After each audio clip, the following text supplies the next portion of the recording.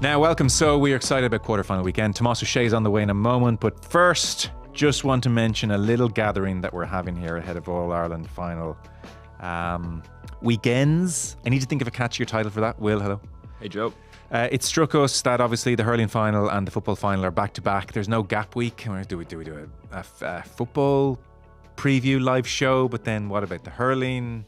Hard to know what to do. So what we have decided to do this year, maybe next year we'll go bigger, but this year on Tuesday, July 15th, which is the Tuesday before the hurling final, and I guess 12 days out from football final, we are going to have a little get together here at Independent House, Will. In the inner sanctum. Yeah. So we thought it'd be kind of cool to do this. As opposed to like big live show, lots of people, we are going for intimate. So we have a nice little space on the 4th floor here. We're currently recording on the 2nd. We sit on the 3rd. Listen, little flex. Makes it sound like a big office. It is a big office. It's a huge office.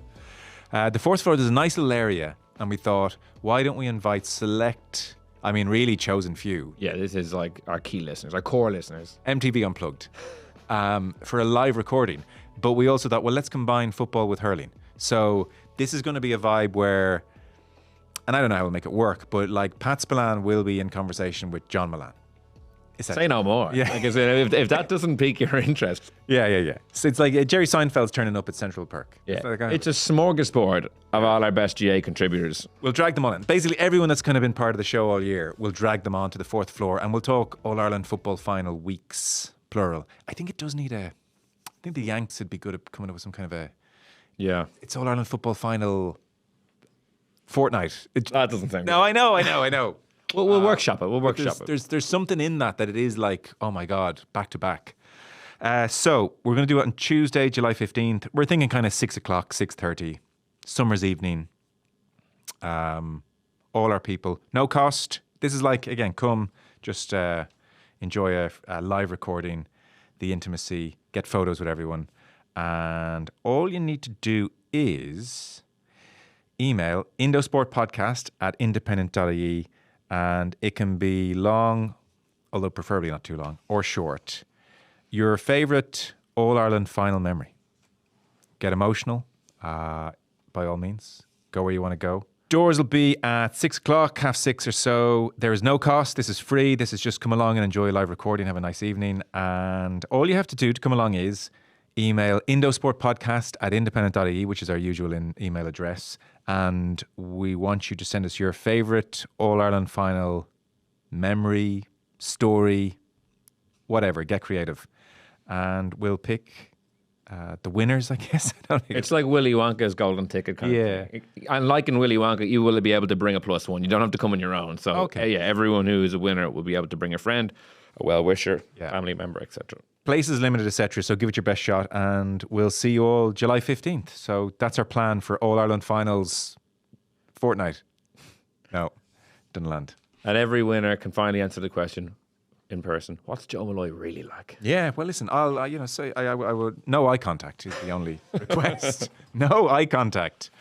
So that's the plan. July 15th, Indosport Podcast, independent.ie, your favourite All-Ireland final memory, whatever you want to fire to us, and we'll pick some chosen few for a live recording on the 4th floor here at Independent House, Talbot Street, Dublin 1. So that's the plan. Our GA coverage on the podcast with thanks to AIB at the heart of Gaelic games across both club and county, and in 2025 celebrating a decade of sponsoring the All-Ireland Senior Football Championship, and this year's championship has been the best in years. So AIB more excited than ever to bring fans closer to action. Check out the hashtag #TheToughest for more. Without further ado, we have, it's a sprint finish. Quarterfinals this week, rest week, then the semi-finals, rest week, then the final in a month. Tomás Ó Sé to look ahead to the weekend. Tomás, good to have you on. How you doing? Hi Joe, how are things? So let's just kind of put into context quarterfinal weekend generally, because I think it is where the serious stuff starts. It's always kind of felt that way for a long time. It's where teams circle the weekend in the calendar. This is where we're peaking. And previous form is not always a guarantee. So you have, for instance, jumps to mind, just my era, I always think of Tyrone. Very, very bad year in 2008. And then arrive into Croke Park in the rain against Dublin. Everyone has beards and they're manic and they win. Following year, and people are drawing a parallel between Kerry 25 and Kerry 09. You guys in worse form than the current Kerry team, and you just explode in Croke Park.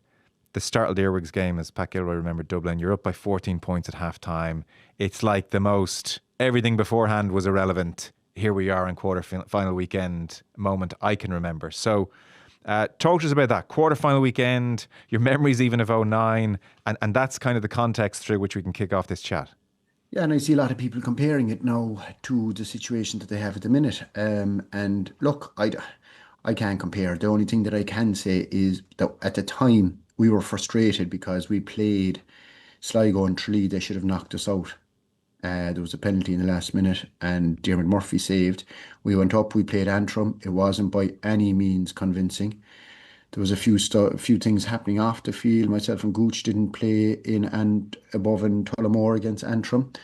And I remember we were travelling back down. We were working hard, Joe. This was the frustrating part. We knew we were working hard. We knew it wasn't an issue with fitness. We knew it wasn't an issue with what we were just forcing things. It just wasn't happening for us. Teams were expecting us to blow Sligo out of the water, blow Antrim out of the water, and then myself and the Gooch and others threw fire, threw I suppose fuel on the fire then, and everybody was talking about us and that we were. But I do remember the few things. Was it a few little side session? That was the gist of it, was it? A few drinks. Yeah, there was what it was, and then you see the problem was it wouldn't happen nowadays. I would say it was week on week. We were playing week on week. Good friend of ours was getting married in Gooch wasn't actually with me at all. There was another few members. It's well known at this stage. There was another few members of the team with me actually that socialised just as heavily as I did and didn't get. I think in hindsight, Jack could drop. He could afford to drop one or two. He couldn't afford to drop 4 or 5, which was the real truth. And it maybe suited Jack as well as it suited the rest of us. But she's not like cute Tomás Ó Sé to be the one to get caught. That's not in keeping with the character now. No, but I thought I was safe. I thought I was safe in Ventry. I thought I was safe in Donegal. But I obviously wasn't because there's a huge amount of people don't realise the size of Kerry, and there's a peninsula between us and Jack O'Connor down in South Kerry. And if you sat into a car, it would take you 2.5 hours to get to Jack O'Connor's house. But apparently, as the story goes, there was a neighbour of Jack's in the hostelry that we were frequenting on that Sunday afternoon. And everything went back. Now, either he was a blind man or he just didn't happen to see the chaps that I was with. But yeah, it was good crack at the time. So it was great to be able to laugh after, Joe, because what happened after then was, I do remember coming down after the Antrim game and we needed something to spark. We needed something to give us some bit of, the draw was made and we got Dublin. Yeah. But if anybody told you that we were sure what would happen is telling you lies. We just... It kind of brought us together. It kind of focused us. We had everybody on our backs and we just said, right, we'll just have one crack off this. And I think it was a mixture of us clicking and Dublin probably not expecting us to click on the day. And once that's what I'm on about. We had good, there was a lot of experience in that team. And once we had our foot on their throat, we didn't take it off it. We just kept going. And we didn't allow them any leeway at all. And it just kickstarted the year. And then it set it up because we had Cork again. Cork had beaten us already. And it wasn't going to happen 2 years. So it was easy to rise ourselves for the final in 2009 as well. So it was a perfect storm. But it was by no means, there was choppy waters and it wasn't planned. Right, interesting. Okay, well that takes us nicely to Kerry Armagh, because I can see why people in Kerry are drawing certain parallels. There's hope maybe of, okay, quarterfinal stage, the smelling salts of Croke Park, here we go. So this is the 4 o'clock game, obviously, on the Sunday. Everybody looking forward to it. Last year, the semi-final went to extra time. I suppose to stay with Kerry for a moment before getting into Armagh. No Division 1 team all the way through. So feels like a while ago now, but the surprise against Cork in the rain, they came through that in Munster, then obliterated Clare. You know, you think of Armagh's Ulster final by comparison, it's chalk and cheese. Then 3-18 on Roscommon, no problem. Beat Cork by 11, no problem. But then lose to Meath. And Jack O'Connor's talking about attitude and what's gone wrong here. And then back on track against Cavan, 3-20. So, yeah, big question marks here. No, but there's no form to be sure of.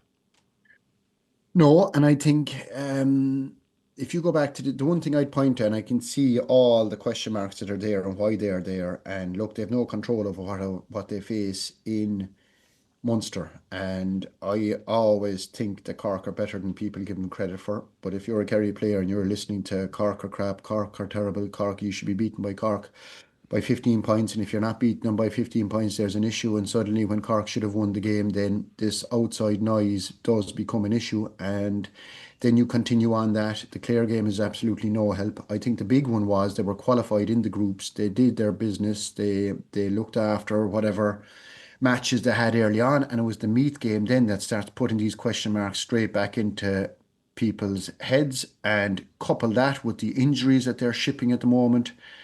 Paddy Clifford was out. You have Diarmuid O'Connor gone. You have Barry Dan O'Sullivan gone. You've basically your midfield gone. You don't know where Paddy is at, and he has been the main man for them all year long.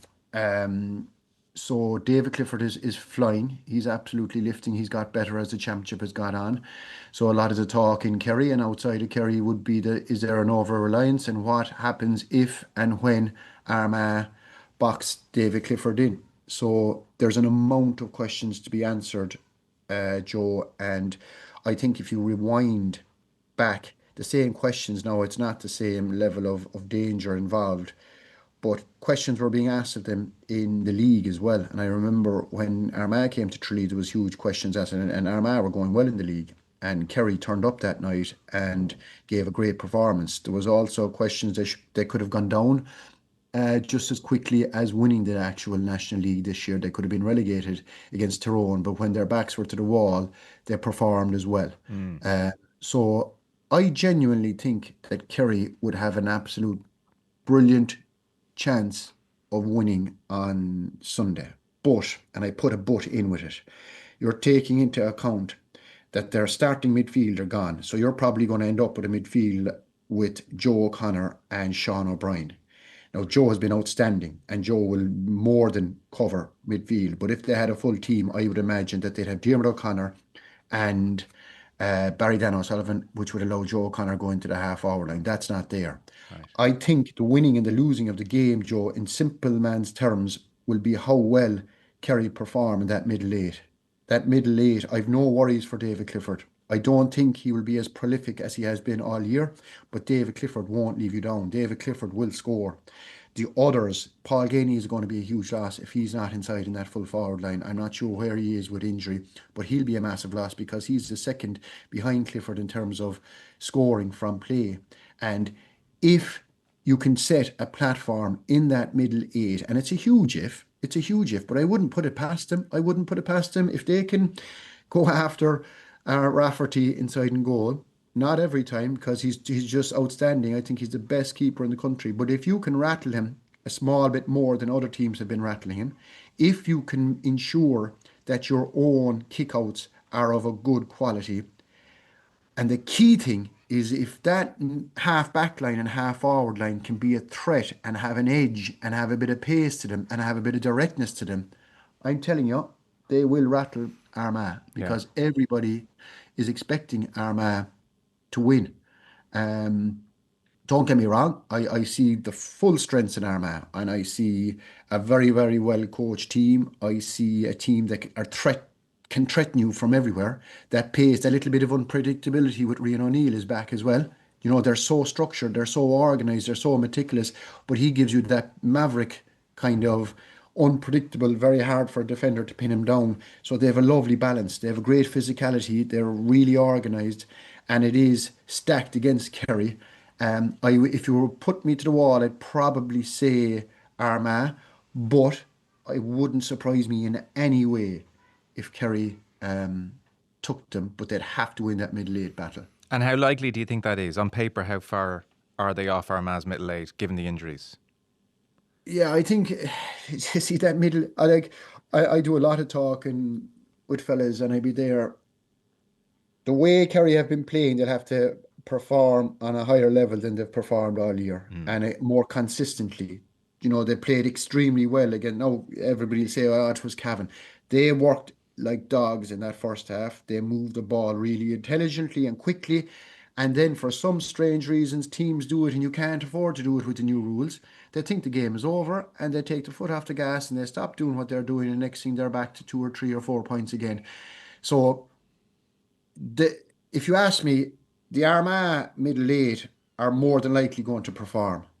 And there's more question marks about Kerry, obviously, because they haven't performed. If they did, they wouldn't have got caught by meat. I don't care what fellas were missing. And that's the issue, and that's why the questions are still landing at Kerry's door, because again, there was only a couple of weeks ago, they go up, and yes, you're missing players of a really, really good quality, but that's not good enough. It's not good enough that attitude is questioned and that's an issue, because it shouldn't be an issue. And I guarantee you, with the fact, the nature of long kickouts and all that, devilment and scrapping and willingness to dive and put your body on the line is just as important as any tactical know-how in terms of finding space with kickouts, because more than 3/4 of the kickouts are bang up in the air. Yeah. And if Kerry have possession and can put ball in to David Clifford quickly, I don't care, coupled with a good running game,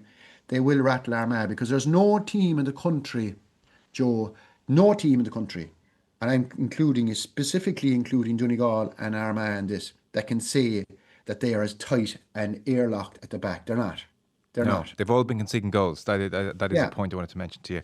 And what is the word on Paddy Clifford? Obviously, he got a few minutes into the legs last day out, but I mean, you compare where he is this year versus recent years, where he was absolutely flying and exceptional and teak tough and fit and just running things. That's obviously major con for Kerry. Have you heard through the grapevine how he's looking?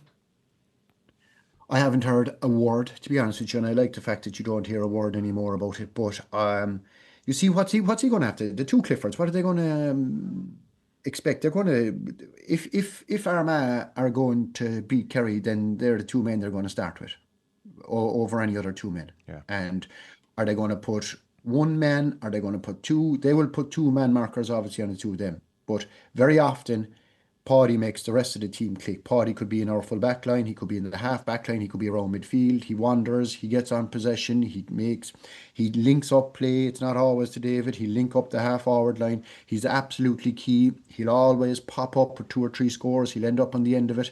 He's great around breaking ball, he adds that little pace, he has that little bit of devilment about him. So arguably, and 'tis a crazy thing to say, arguably as important, if not more important than David at times during matches. But if you're Armagh, if you're Kieran McGeeney, you start out by setting out your stall. Right, they're the two men we go after, first of all. So there's a challenge there put to David and Paddy straight away. Right, we're going to even get extra attention. So how do I get involved into the game? They'll be patient. I think as the game wears on, they're too good of players, in my opinion, Joe, for them not to have an effect on this game. And I think everything that's been thrown at the Kerry team, I think you're going to get a reaction in general. But particularly with Paddy, is there a question mark the fact that he's missed 3 or 4 weeks of real sharp stuff? Yeah. Probably, yeah. And I don't know where he is with the injury. The fact that he came on for any part last weekend is a good sign in my eyes. They probably felt that they didn't need to risk him for a full game, but they possibly would have if they had to. So it's good that he's there, and I'd imagine that he'll be raring to go. Yeah. And I don't think for him that the fact that he's been out will be an issue. Okay. To be honest with you. On David for a moment then, and Armagh goals you mentioned. So 3 conceded in 3 games in Ulster. They, in the group stages, the round robin stages, conceded 2 goals against Derry. Nothing against the Dubs, although that was a strange game. The Dubs shooting boots were very much off, and they did create chances. Armagh also conceded 2 goals against Galway. So, as you said, it's not shutouts all season on their part. The thing about Clifford, David, that is, so it's amazing last year when you remind yourself in that semi-final against Armagh, Barry McCambridge was on David Clifford. McCambridge went off with a limp 2 weeks ago against Galway, but I think he'll be all right to play Sunday. Armagh will certainly do everything they can to get him out on the pitch, because last year, kind of extraordinary man-marking job in that he kept Clifford to a single point from play, scored a goal himself. So fairly remarkably, the McCambridge-Clifford matchup was a 2-point win net for Armagh. So you reckon Clifford's in better form this year? I think David Clifford's in unbelievable form this year. I think I think he's like everybody in Kerry. I was on the RT with Chrissy McCaig last day, and very interesting lad, and we were spending a bit of time, and he just asked me, "Will Clifford go down as the greatest ever Kerry player?" And I hate questions like that because I'd dig deep on a question like that, and I'd be talking about Jacko and Mick O'Connell, which I haven't seen much of. But it's very hard to compare Jack O'Shea or Seamus Moynihan with Colin Cooper or David Clifford. So I hate talking about who's the greatest. But I asked him, I said, "Do you ever mark him?" And he says, "I did, yeah." He says, "I've never, ever come across somebody who can do stuff on the field like he does." And he says, the biggest thing that jumps out is the actual size of him. He says, when you see him stand up close to him, and I suppose in the last number of years, Joe, he hasn't hit the standards. He hit high standards, and people said, right, once he comes out of minor, that will stop. It didn't stop. He kept setting those standards for himself. He had one quiet year, and suddenly people were questioning everything. I think he's been outstanding this year. I think in the games that Kerry were poor, and I watched closely to the Meath game, for example, the Cork game, for example, he was still chipping in any ball that was going in. He was beating his man. He was creating. He was scoring. So McCambridge would see it as him having David Clifford's card, marked his card. But I think it's more of an Armagh team would have it. And this is the challenge for Kerry. Kerry need to stand up all over the pitch, and Kerry need to engage all over the pitch, and Kerry need to ensure that they're moving the ball at lightning pace, but that they're competing and they're not backing off Armagh in any way, because I think Armagh gains strength from collectively dealing with an attacking threat. They are wide open at the back. Barry McCambridge is an outstanding player, brilliant player, has been brilliant for Armagh attacking as well as defending. But I would question, is there any defender in the country that would hold Clifford if he gets enough ball? Collectively, they'll keep him quieter than he has been all year. Yeah. But he'll still have an impact. I remember it was a Tyrone that turned Kerry over a number of years ago. And your man still, he was the one fella that stood up. He was the one fella that stood up. And from a Kerry point of view, what you're hoping for on Sunday is that more fellas stand up and more fellas create this environment that Armagh find it very difficult to breathe in, because that's what Armagh thrive on. Armagh are after going through an Ulster Championship that is as they believe that Kerry are not used of the intensity that they're used of. They believe that if they are in the game in the last 10 minutes, that they will just nudge ahead like they did last year of Kerry. Now, Kerry haven't, and this is a huge factor, Joe. You can basically judge whatever amount of shots teams get off in matches, right? It's normally around 30. I don't know what it is. Kerry are well shy of that number. So, but what Kerry are more so than any other team is they're more clinical. Their shot percent, they don't miss a lot. Right. They don't hit a lot of wides. They're very clinical up front. Gainey's part of that, and that's why he'll be a huge loss. But that's why I'm arguing about the middle eight. If we can keep that pressure constant, if we can get enough ball up there, I think that's how you have to attack the Armagh strength of collective defending. You can get a quick ball in. Watch how quickly Armagh will tackle and slow ball down in the middle third. Yeah. You're not going to get it through all day. But I think, yes, they have been opened consistently throughout this year. They've been opened, and so has every other team. It's just a matter of owning enough ball to do more damage. Yeah. So I do think that McCambridge gets help out the field more so than inside, but he's well capable of looking forward to David Clifford. But I think David Clifford is playing a lot better than he has been in recent past. Great. Well, look, it sets it up amazingly well. Because in the recent years where Kerry have been turned over on big days in Croke Park, so much of the game goes through Clifford, like the energy and the ebb and flow of the game. And there have been days, the big days where it hasn't gone well for Kerry, where opposition are on top of him. He almost feels a pressure, I think, at times to take on a Hail Mary shot. Like, I have to shoot here. This is sort of on. I'm backing myself. And if he's having a slide off there, has a miss, and there's cheers from the crowd, and a little nudge from a Cambridge or someone else, and a word in the ear, and they're all G'd up, and it's a more significant wide then another player hitting a wide, and it can kind of compound. And I sometimes think Kerry players, if Clifford gets off to a not great start, I do think some of those Kerry players think, shit, one of those days. I think that has happened to them. I 100%, and I think that's where the attitude has to be different. If David gets rattled, not rattled, but let's say exactly what you're after describing happens, he takes on a shot, maybe that's forced, he kicks it wide, you have a huge Armagh, brilliant support getting on top of everybody. The next thing, you have somebody roaring into David. That's the time, right? What we'll do here now, lads, is we'll get reset on the kick out. We'll crack Rafferty. We'll get another. We'll put it into David's hands again. And I guarantee you, he'll kick it this time. Because if anybody will answer. But what's the opposite to that, and then what hammers into the psyche even harder, is if David misses and Armagh get possession, go up the pitch, kick a score, then you've double hammered. Yeah. You're double hammered. And then questions start. And this is where the mental toughness will have to come in on a collective basis, that no matter, because half of Armagh's strength, I feel, is mental strength. And I think it's drummed into them from McGeaney. It's absolutely drummed. It's why they're still in matches when they shouldn't be at end of games, no matter what.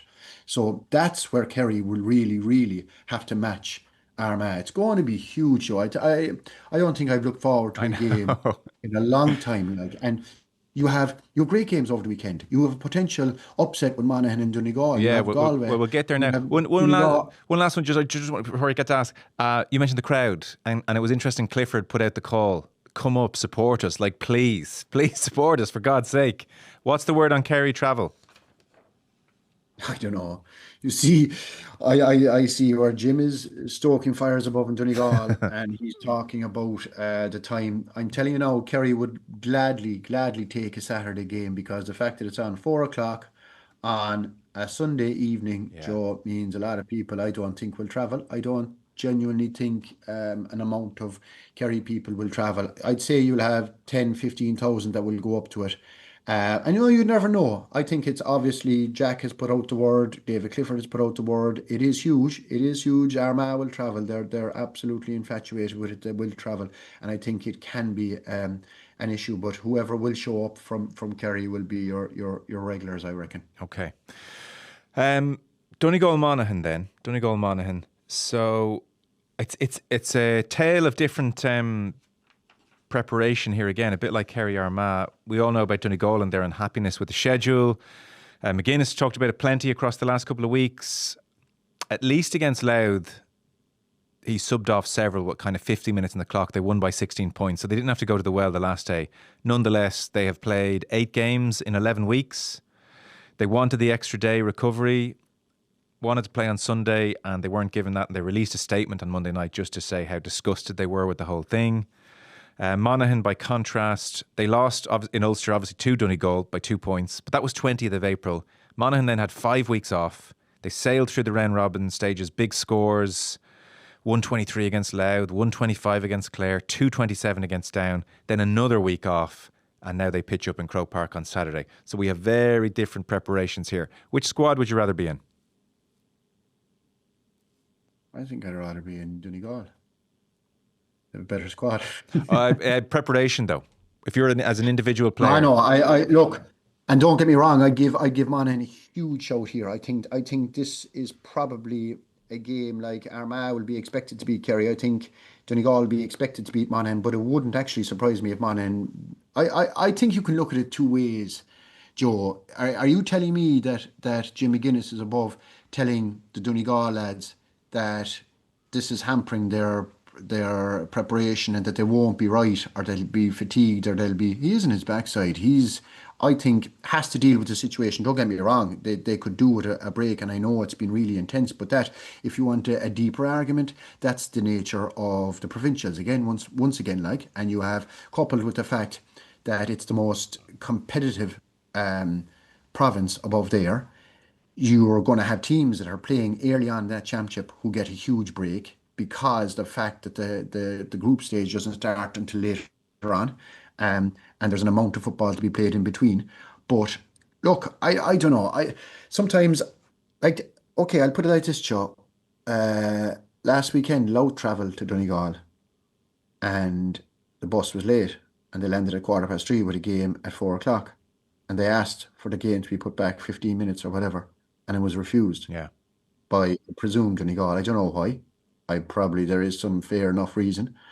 But if that's happening, I don't know. I'd find it. Galway have had plenty to travel. They've had tough journeys. Um, uh, Look, it is what it is. I mean, Yeah. you could have said from the start that Donegal were going to have this path had they gone. They were in the preliminary in Ulster. That was the path that they were always going to have, no matter what. That was laid out, and it wasn't as if they fired in 2 or 3 games in between. But I do get it that it is really squash, and I do get that it's so intense. The game has changed. There's a lot more running involved. It can be very, very difficult. But it is. It could be Tyrone next year. It could be somebody else next year. I think I would rather be. I think they're really, really well prepared. I don't think it'll be an issue for the. I don't think it'll be the reason that Monaghan, Win. if they Yeah. were to beat Donegal, I don't think that's the reason that they would. Because Donegal still look full of energy. I appreciate what he's saying. Now, I think he's wrong to make such a big deal of it in public again and again and again. And maybe he's saying something different to them He's behind made his closed point. doors. But like, why do you want that in any player's head or in the ether? Like, don't talk about it. Say it like we're loving it. It's great.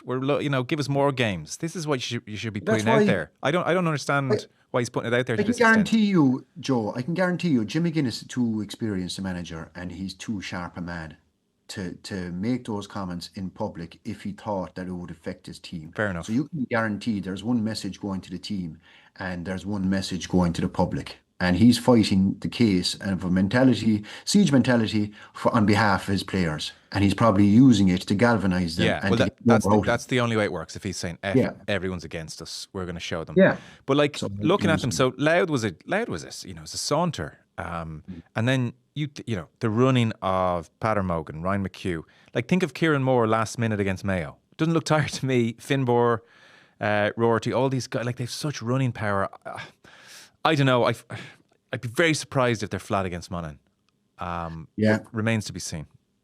I love watching Donegal. I absolutely love the pace. They attack, like, okay, you break it down. They attack 2 ways, Joe. They'll run the ball. Yeah, That's it. They'll run the ball. If they turn it over, if they get a quick kick out, they'll run the ball. If the opposition get back into situ, they're more than happy breaking you down. yeah, That's the 2 ways. yeah. That's the 2 ways. They do not all the time. Now they might change it up, but when you have players like Paddy Morgan, Kieran Moore, Finbar Rorty has been outstanding.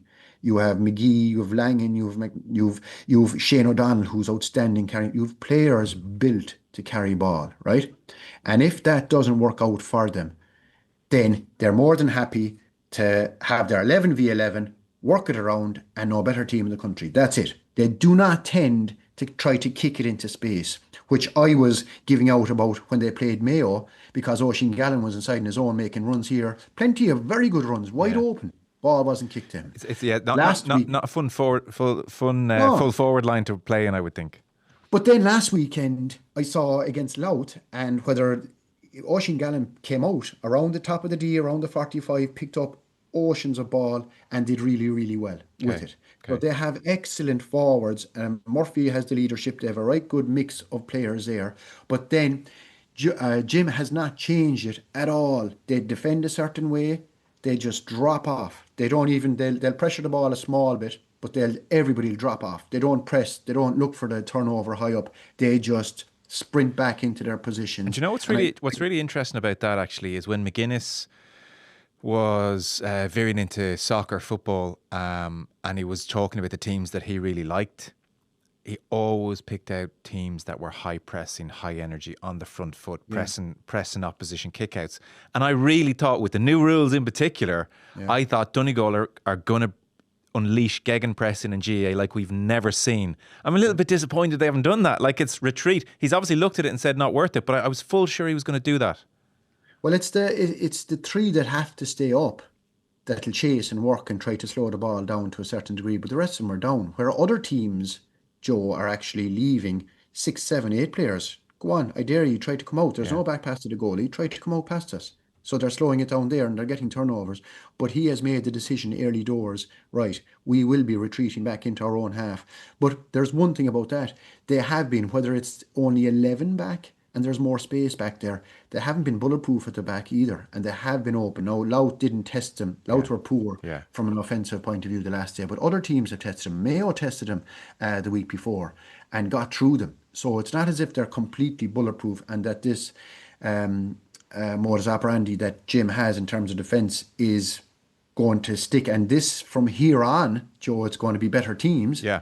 And we'll see, does he probably has to. They're not going to change it up now, but they have. Look, I think the buy-in they get, the type of player he has, Patton in goal, Murphy up front, they are impressive. They're very impressive. But then again, you'd have to say Monaghan are racking up huge scores as well. Yeah, so Bannigan, O'Hanlon, McCarron, Conor McCarthy, and you throw into that, like even against Down, Beggan kicked 3 2-pointers, so that's 6 points now. Like you can almost put Beggan, you can put Monaghan down for 6 to 8 points off Beggan, just off the bat straight away. It's a beautiful head start.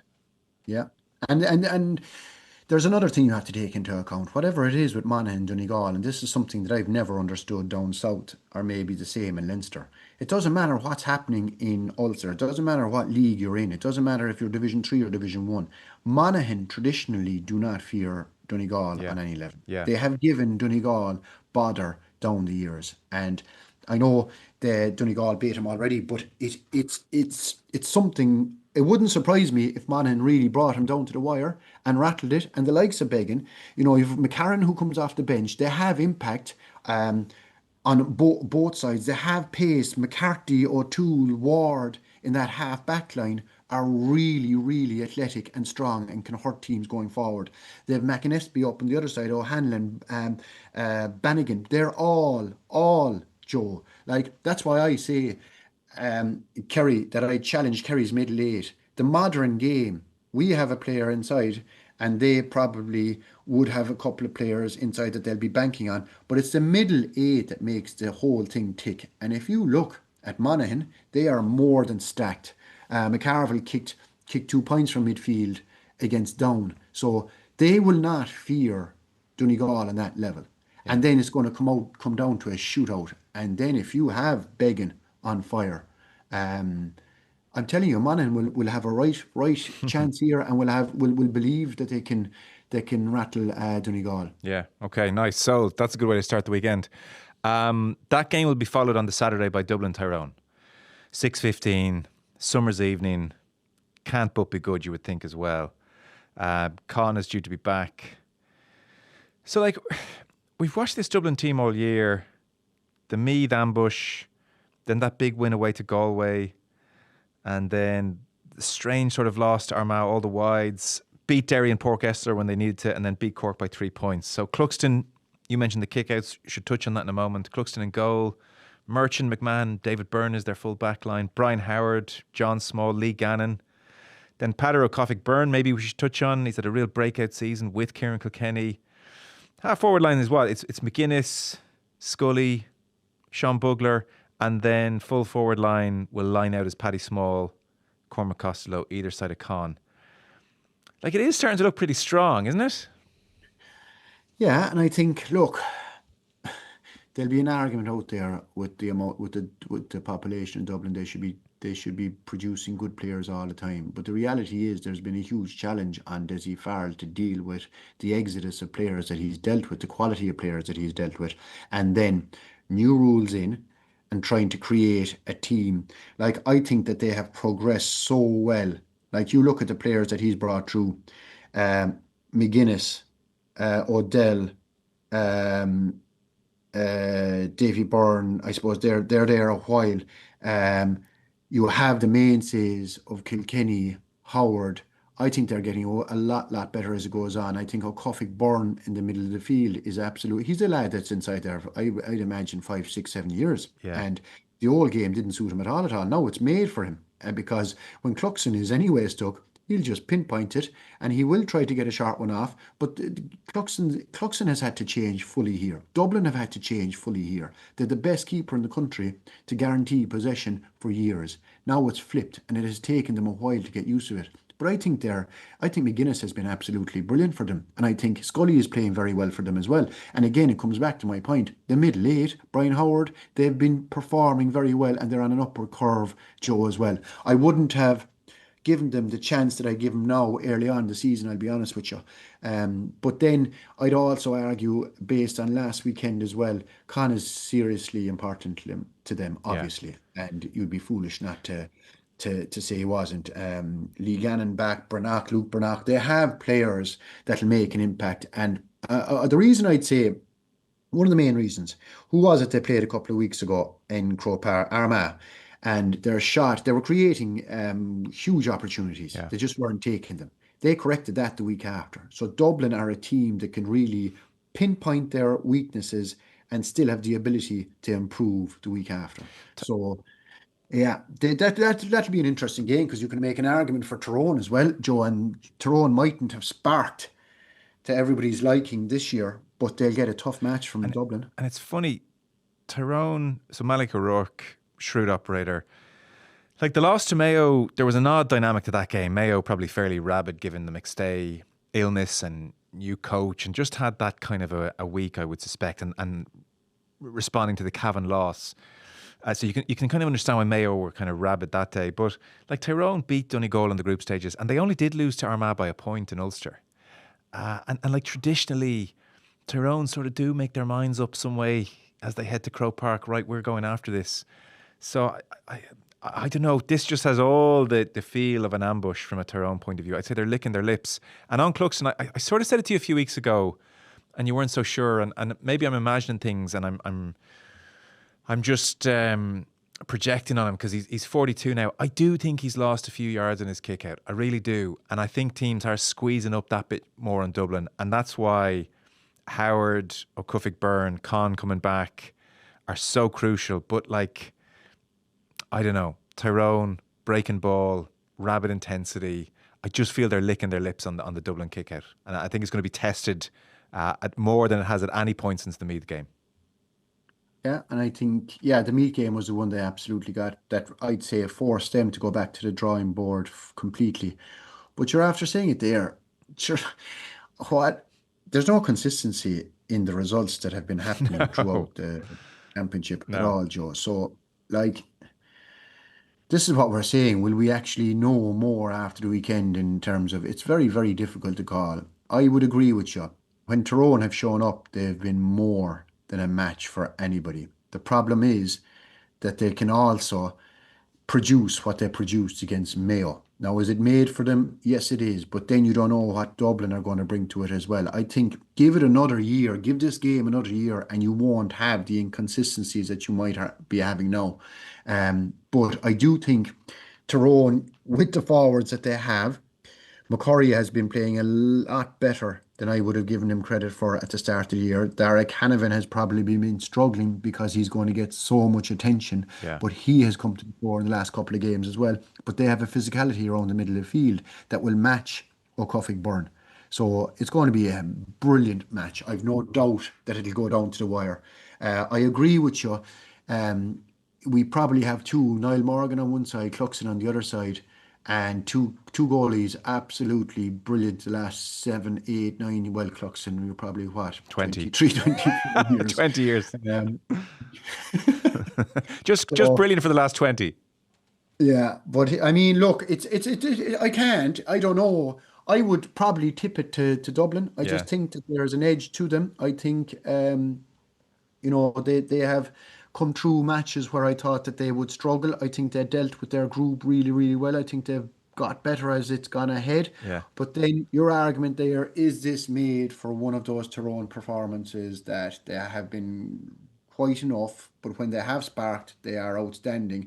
But when Tyrone spark, Joe, it's all based on work rate. Yeah. It's all based on that hard edge that Tyrone are associated with. And then from that, you'll get the silkiness from up front. But that's all created because of the work outside. Yeah. Now, I don't know, did people cop But you look at Dublin the last 2 or 3 games, and their game has been savage from work rate. Savage. So if Dublin can keep that up, I think that would be the key to unlocking Tyrone at the weekend. Okay. More so than anything else. More so than because that attaches itself under kickouts, that attaches itself when Tyrone are in possession, that attaches itself in defence and attack. So that's the gauge I think people should be looking at, what Dublin turn up.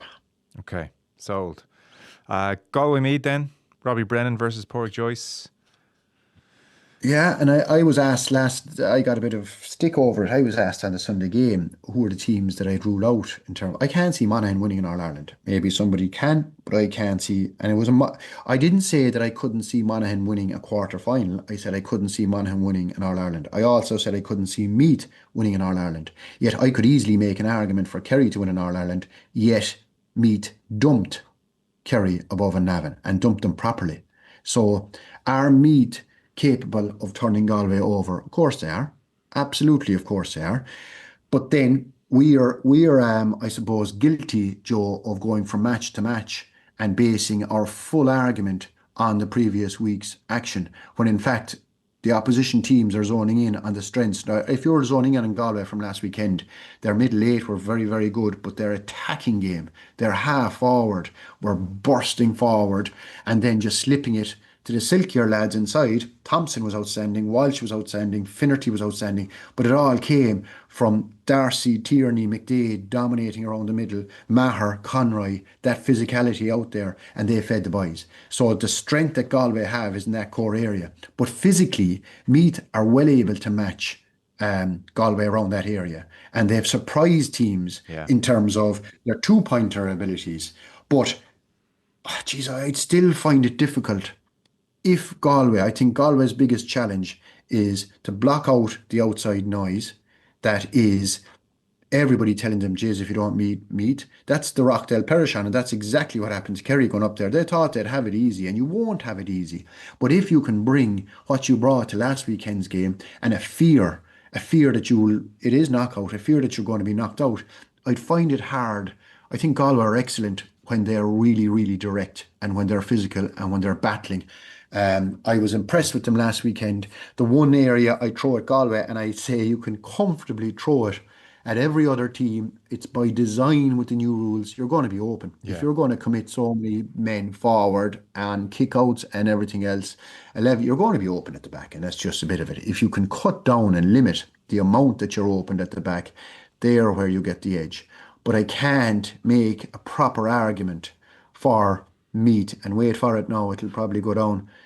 There could be an upset, but I'd be very disappointed in Galway if there was. Yeah.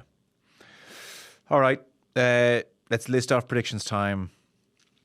I'm going to give you, and you disagree here, I am giving you Dublin, Donegal, Galway. You have to go Armagh, I think. They're my 4. Dublin, Donegal, Galway, Armagh. If gun was to my head. So I for all the talk of, geez, there could be a shock there, could be a shock there, could be a shock in that game. Gun to my head, they're my 4. Dublin, Donegal, Galway, Armagh. And I'm most nervous about and Kerry. Anybody that says with confidence that they know exactly how to do it, like Dublin, Tyrone, you could make an argument. I think Donegal, Monaghan, you could make an argument. I think Galway Meath is probably one that would go to Galway, but then it wouldn't surprise me. It's just there's teams have got results this year that I never ever saw coming. If you put me to the pin of the collar, I would say Dublin. Yeah. I would say Galway. Yeah. I would say Donegal. Yeah. And I would say Armagh probably. But when I say that, I've given those 4 winners. Monaghan and Kerry are my wouldn't surprise me at all if they won. Yeah. Okay. God, isn't that a great way to go into a quarterfinal weekend? So good. That is my. Yeah. Are you going up to either of them, either day? I am. I'll go up on both days. I'll go up. I'm working on the Sunday, so I'm going up on Sunday anyway, but I go up both days. I like being at the matches, and it's great. Joe, we have, I think, I don't know, was was it Des Cahill said it the last time? He just made me think. He just said he's never ever in his lifetime. Now Des's hair color is he looks like a fresh man, but Des has been around a long while, and for him to say that the football he has seen is better than anything he's ever previously, it's just brilliant. It's brilliant to go up and know that out of 4 matches, you're probably going to get 4 crackers. Well, we've seen, like, we're seeing the attendances going through the roof. People have come back in their droves to the game. They were aching over the last 15, 10 years for this to happen. Because it's kind of it's a cheap media kind of headline thing to say, but like I do think, and if the quarterfinal, semi-final and final continue the trend, that's probably kind of the best championship that I can remember. You know, Joe, I think it is the best championship I've ever seen. But and don't get me wrong, people say I'm a champion for the new rules. I'm not. I'm just seeing what's happening in front of my eyes, and there's some brilliant matches, and there are certain rules that I still would argue that shouldn't be there, grand, but we still, on the whole, because of the combination of all the rules, have a way better game to watch. Yeah. I remember for the last number of years, we would have had the provincials, we would have had the group stages, and you'd count on one hand, the amount of good games. Now, I think it's 48 games we've played. I guarantee you there's been 40 plus excellent games in the championship. I haven't seen a game that wasn't enjoyable yet this year. Yeah. So, I mean, and then normally we're waiting to this time of the year to get the good ones. But I'm telling you, I think it's just absolutely brilliant. Like, you know, and on that, Joe, it'll all come down to the FRC, and everybody will talk about the FRC. It wasn't. It was Jarlath Burns. Jarlath Burns was the man that had the power to put the FRC together. Everybody else avoided the big elephant in the room in relation to actually attacking the game, because nobody would willingly tweak at the game here and there. One rule, they dissected it, they gutted it, they probably took at it in a way that nobody else was prepared to do. So, and it's been lost. I haven't heard Burns' name mentioned once, when in fact he deserves most of the credit because of the way our game has gone. Yeah, fair point. Got the ball rolling. Right. Sure, we might talk it next week at some stage and make sense of what happened in these 4 games. Thanks a mil, Tomás. Not about it, Joe. Sound.